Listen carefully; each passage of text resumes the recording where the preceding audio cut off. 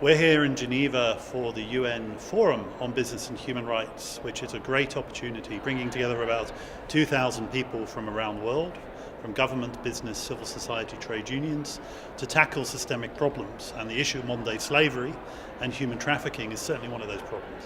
A few years ago, we might have believed that slavery was on the way out. There are more slaves in the world now than there have ever been in terms of numbers.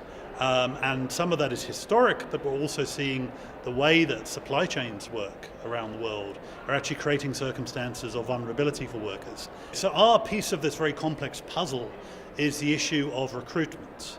I think we all know in our own lives that it's wrong to buy a job. We don't expect our kids to have to fork out a year or 2 or 3 years salary in advance to buy a job. We don't expect our parents to mortgage their houses so we can get a job. So why is it, for millions of workers around the world, that is what we expect them to do? The movement of labour is almost a fact of life in the modern world, but it can't be at any cost. And at the moment it is. So although paying recruitment agencies is illegal in most countries, it happens in most countries, either below the table or there's double payments, etc. So we're really bringing people together to say, well, in the next 10 years, can we eradicate this globally? Can we stop workers having to buy their jobs? Can we get employers to pay for it?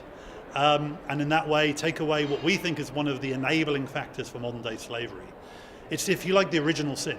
If a poor family in Bangladesh or Nepal is having to pay up front a huge amount of money just so a member of their family can be moved to the Gulf, then they're creating a situation of bonded labour.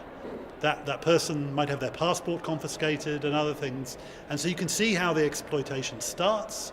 And for some of these workers, it ends up in modern day trafficking.